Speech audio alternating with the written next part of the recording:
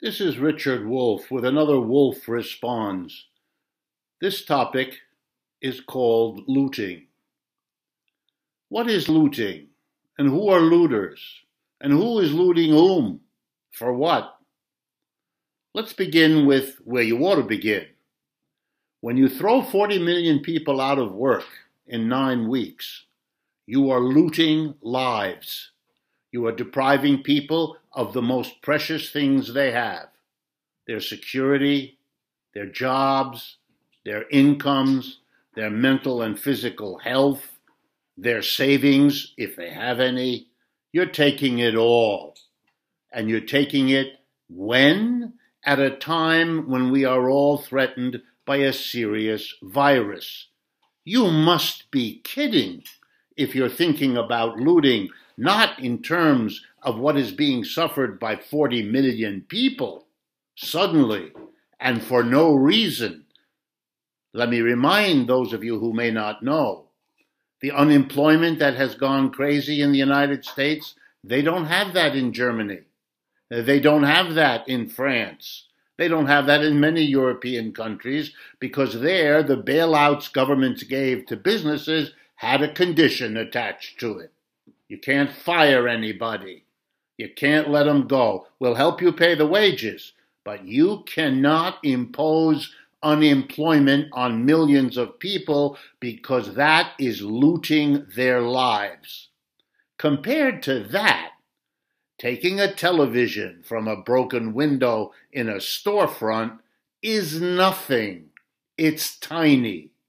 For the President of the United States to get the sequence wrong, to suggest that shooting is the consequence of looting, rather than understand that in the effects of the huge looting being done of the American people now, it is the shooting by police, usually of innocent people, that sets off the riots and that sets off the trivial looting from which the president ought to attend to the huge looting for which he bears major responsibility, but of course he won't. He cannot. He's shown us that over and over again. But the big looting doesn't stop with the 40 million who are unemployed. The big looting includes the 120 million who are still employed. That's right, their lives are being looted too, but it is happening in a bit more of slow motion. Here's how that works. If you have 40 million unemployed, especially under the conditions we have today, here's the truth.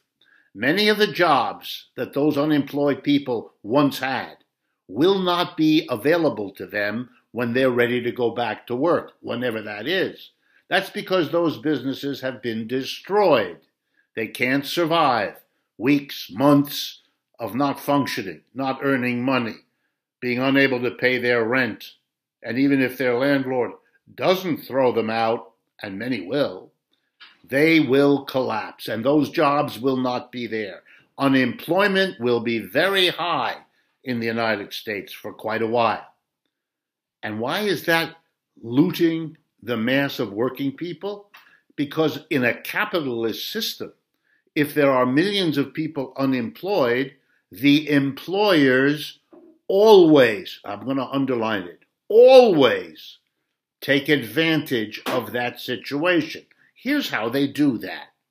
They let the people who still have jobs know that because of the pandemic and the virus and the lockdowns and, all of that, I'm going to have to cut your salary by 10%, 20%, 30%. I'm going to have to cut your benefits. I'm going to have to ask you to come to work a half an hour earlier for no extra pay. I'm going to have to cut your lunch hour. I'm going to have to fill in the blank. Why is the employer going to do that? Because he is hurting from this pandemic.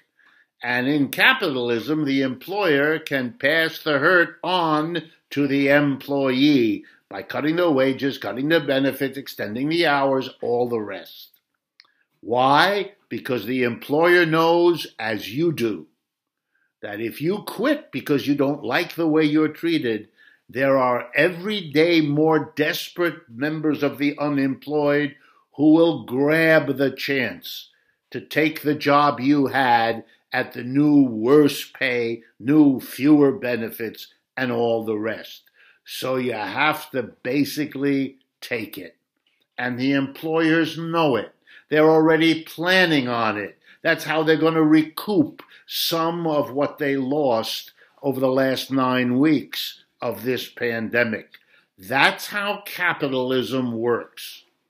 The problems you have are not about a virus, but it's about an economic system that failed to prepare for it, failed to management, achieved the stunning addition of a capitalism crash on top of a terrible virus, and now lets the capitalist system work its magic, shifting the burden of these twin failures off of the employer class and on to the employee class. You too, those of you who haven't lost your jobs yet, are being looted. And you ought to think hard and long about a system that forces me to ask the question, who is looting whom in the current situation? What's portrayed in the mass media, or what I've just tried to explain? This is RichardDWolff for Democracy at Work with another Wolff Responds.